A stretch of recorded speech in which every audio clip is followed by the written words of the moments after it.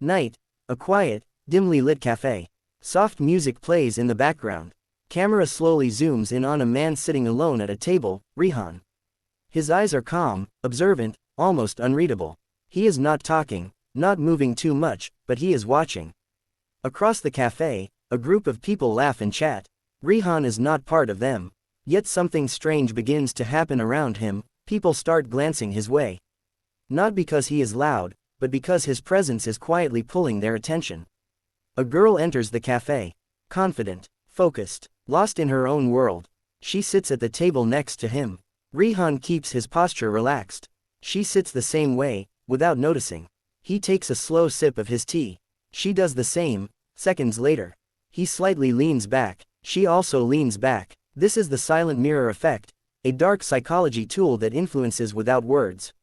When someone subconsciously copies your actions, their brain begins to trust you automatically. They feel you are similar, even when you've said nothing. Rihan doesn't try to talk to her. He simply mirrors her energy, calm, slow, comfortable. The girl starts feeling at ease, as if the atmosphere around her softens.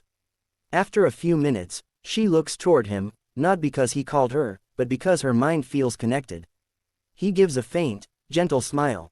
Her brain registers, safe, familiar, trustworthy. The camera switches to her perspective. Rihan is no longer a stranger. He seems like someone she could talk to, someone who understands her vibe.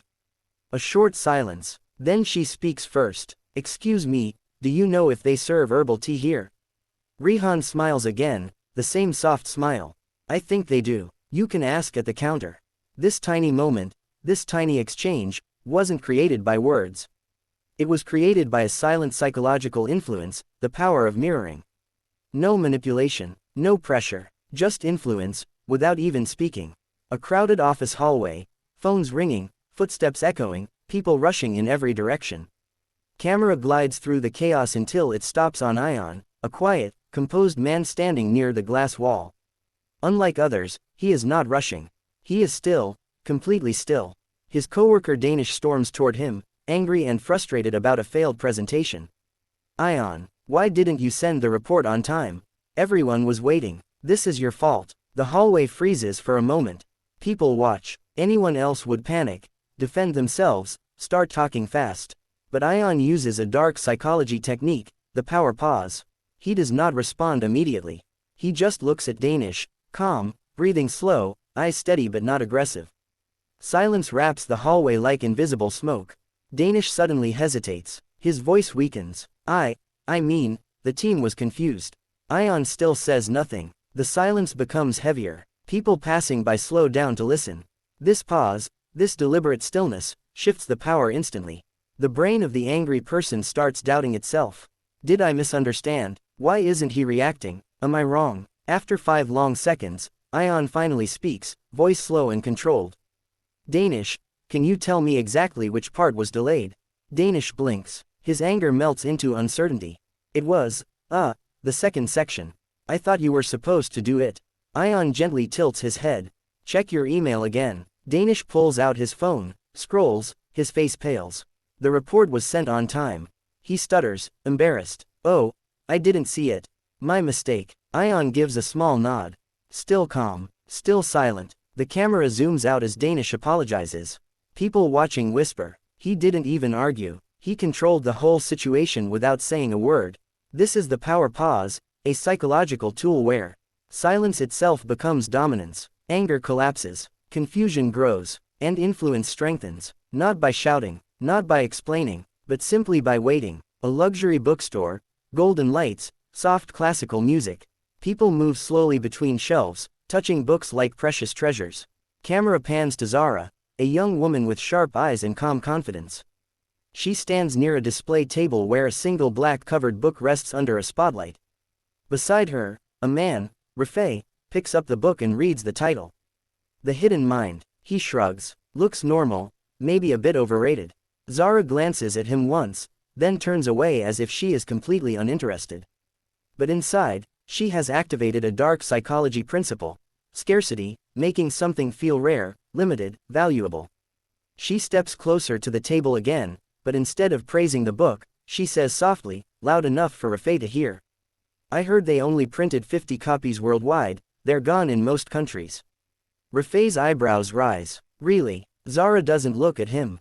She doesn't sell the idea. She doesn't push it, she just walks away calmly. The camera follows Rafai. Suddenly, the book isn't normal anymore.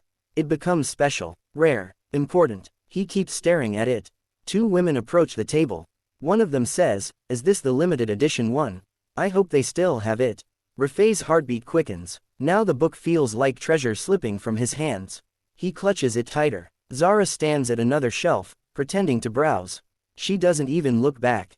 Her silence is strategic, her distance intentional. The less she shows interest, the more Rafai feels it. He finally walks to her. Excuse me, do you know if this really is the last one?" She calmly shrugs. "Maybe, maybe not. If you want it, take it now. People usually regret waiting." Those words trigger something deep, the fear of missing out. Scarcity, loss, urgency. He immediately walks to the counter. "I'll take this. Please pack it." Cashier smiles. "That was our final copy." Camera zooms in on Zara's slight smirk. Not manipulative, not evil, but aware of the invisible influence she created simply by controlling perception.